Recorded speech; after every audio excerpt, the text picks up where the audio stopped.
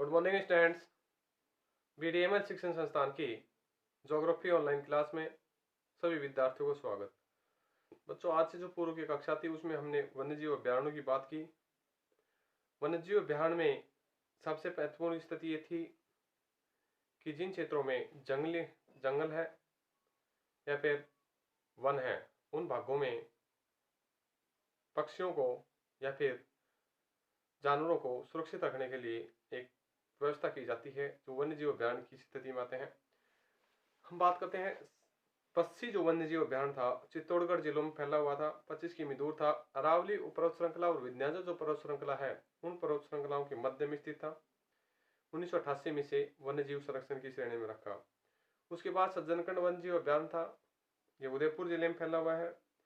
1487 में से वन्यजीव अभ्यारण्य का दर्जा दिया गया। कृष्ण मृग, नीलगिरी, नीलगाय, चीता आदि यहाँ निवास करते हैं।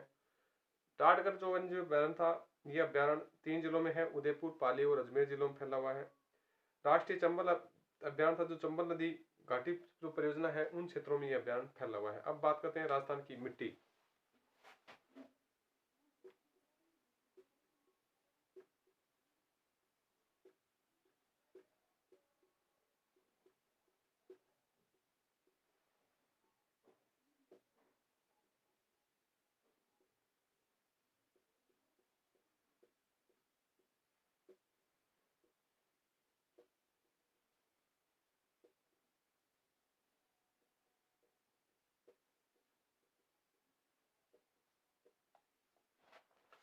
सबसे पहले हम बात करते हैं राजस्थान में जो मिट्टियों की स्थिति है, जलोढ़ कछारी मिट्टी की।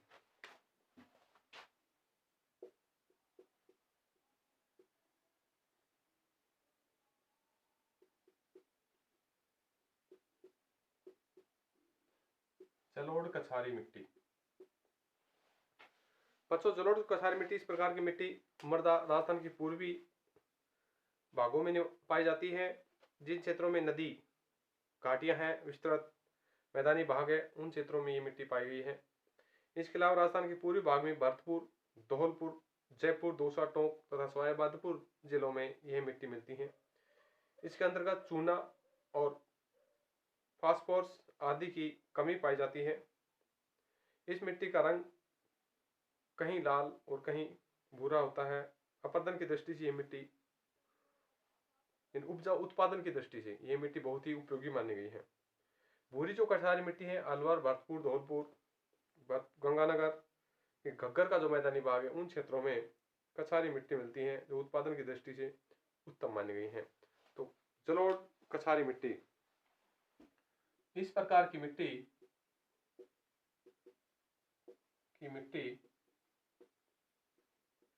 पूर्वी राजस्थान में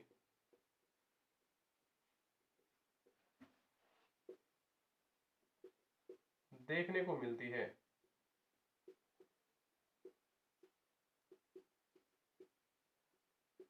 इस मिट्टी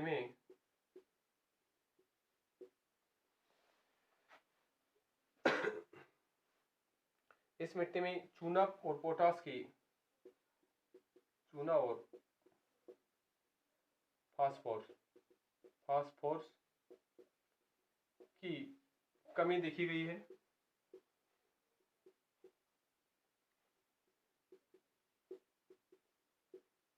यह जलोढ़ मिट्टी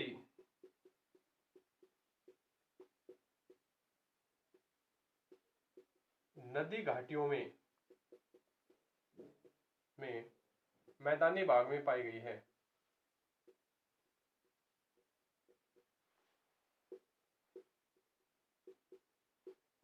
पाई जाती है। इसके अलावा ये जो मिट्टी का जो क्षेत्र है पूरी जिलों में भरतपुर, धौलपुर, जयपुर, दौसा, टोंक, यह मिट्टी भरतपुर, धौलपुर, जयपुर, दौसा, टोंक जिलों में अधिक पाई जाती है।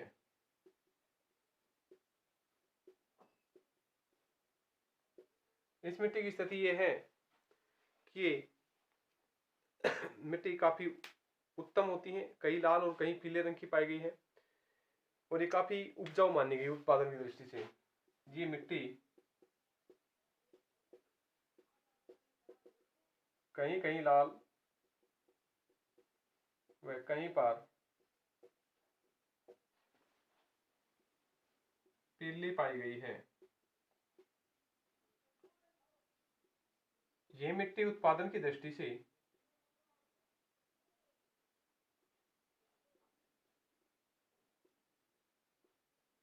काफी उपजाऊ है, यानी उत्तम प्रकार की है, उत्तम किस्म की मिट्टी है। इसके अलावा भूरी जो कछारी मिट्टी है, ये अलवर, भरतपुर, गंगानगर का घग्गर का मैदानी भाग है, उन क्षेत्रों में पाई गई है। ये भी उत्पादन की दृष्टि से काफी महत्वपूर्ण है। कछारी मिट्टी यह अलवर, भरतपुर और गंगानगर के घग्गर का जो मैदानी भाग है, घग्गर नदी का मैदानी भाग, यह पाई गई है। यह उत्पादन की दृष्टि से उत्तम प्रकार की है।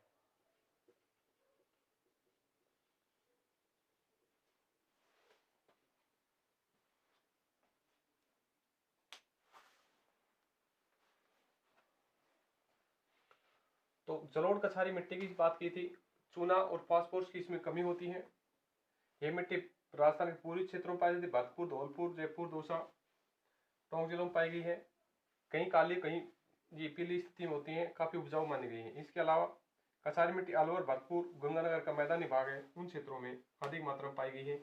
ये भी उत्पादन की दृष्टि से काफी उपयोगी है।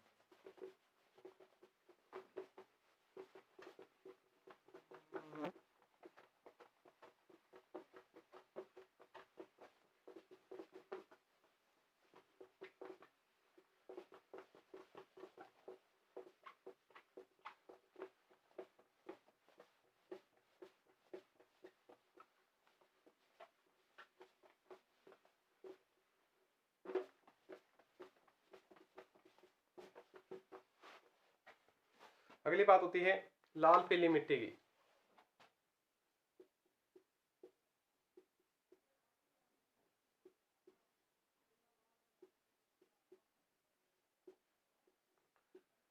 बच्चों, जो लाल पीली मिट्टी है, इस प्रकार की मृदा सवाई माधोपुर जिले में के दक्षिणी भाग में, भीलवाड़ा के जिले के दक्षिणी भाग में, पश्चिम भाग में, अजमेर और सिरोही जिले में पाई गई है।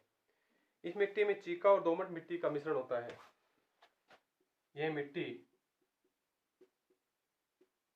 चीका मिट्टी और दोमट मिट्टी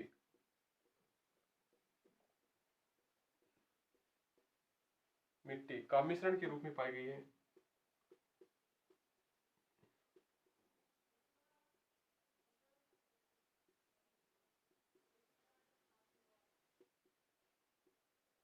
चीका और दोमट मिट्टी के मिश्रण के रूप में पाई जाती है।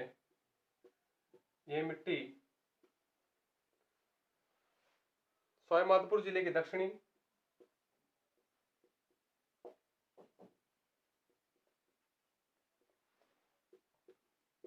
जिले के दक्षिणी भाग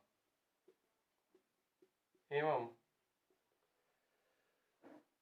भीलवाड़ा जिले का पश्चिम भाग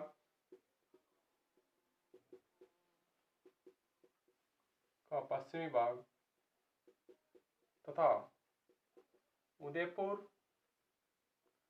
और सिरोही जिले में पाई जाती है।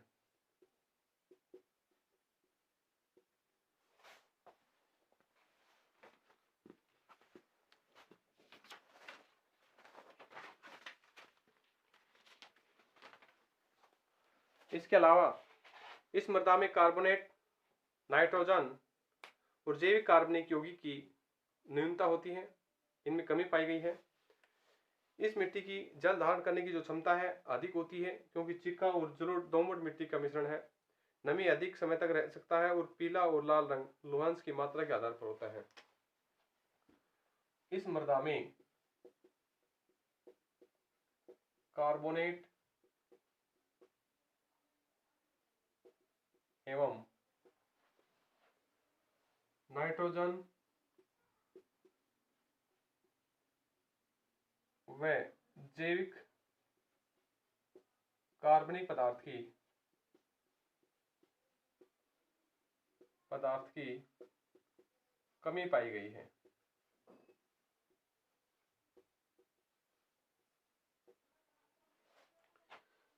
यानी इसमें कार्बोनेट और नाइट्रोजन और जैविक कार्बनिक जो पदार्थ हैं इनकी कमी पाई जाती है। ये सवाई माधोपुर के दक्षिणी भाग, भीलवाड़ा का पश्चिमी भाग और उदयपुर सिरोही जिलों में पाई जाती है। यानी आदर जो जिला है उस क्षेत्र में पाई जाती है। तो आदर जिला में पाए जाने के कारण इस मिट्टी की जल धारण करने की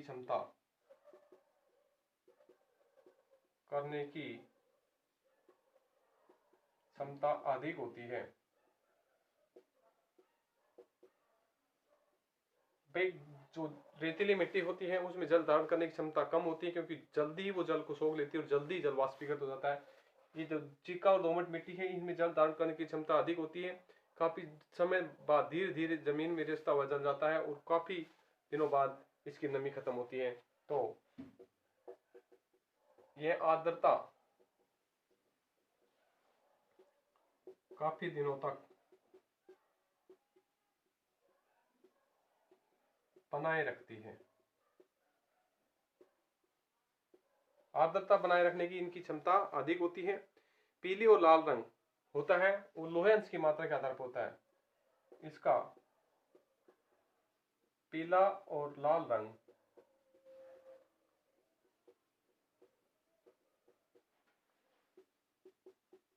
लोहे अंश की मात्रा के आधार पर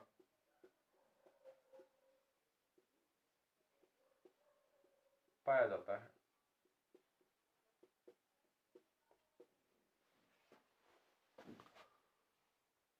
तो लाल जो पीली मिट्टी है चिक्का और दोमट मिट्टी के मिश्रण के रूप में पाई गई है। सवाई माधोपुर का दक्षिणी हिस्सा जो आर्द्र स्थान है वो, भीलवाड़ा का जो पश्चिमी हिस्सा, उदयपुर सिरोही के क्षेत्र में पाई जाती है। कार्बोनेट और नाइट्रोजन जैविक कार्बनिक पदार्थों की इसमें कमी पाई जाती है।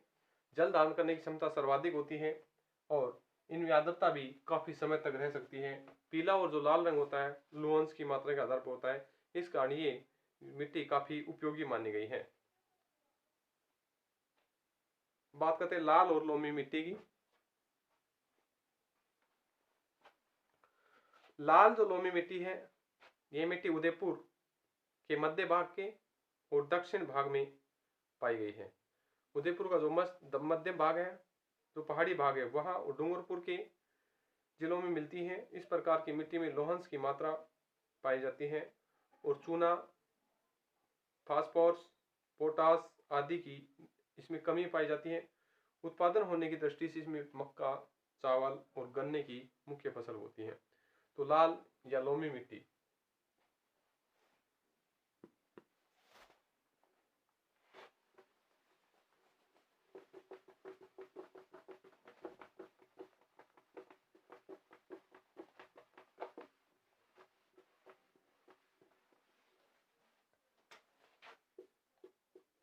लाल या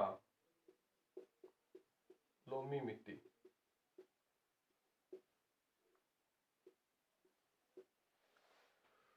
जो ये उदयपुर के मध्य भाग,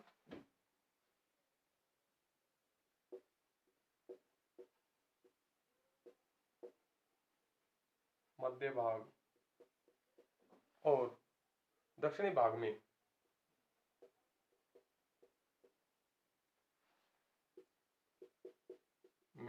पाई जाती है।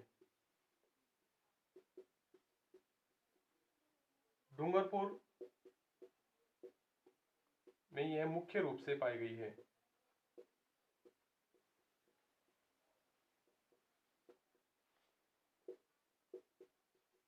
डूंगरपुर का जो क्षेत्र है वहाँ मुख्य रूप से पाई गई। इस मिट्टी में लोहंस की मात्रा काफी होती है।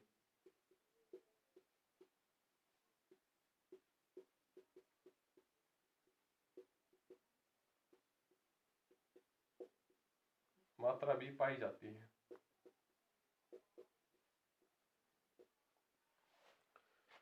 इसमें चूना, पोटास, फास्फोरस आदि की कमी होती है। इसमें चूना, पोटास और फास्फोरस की कमी होती है। इसमें चूना, पोटास और फास्फोरस की कमी होती है।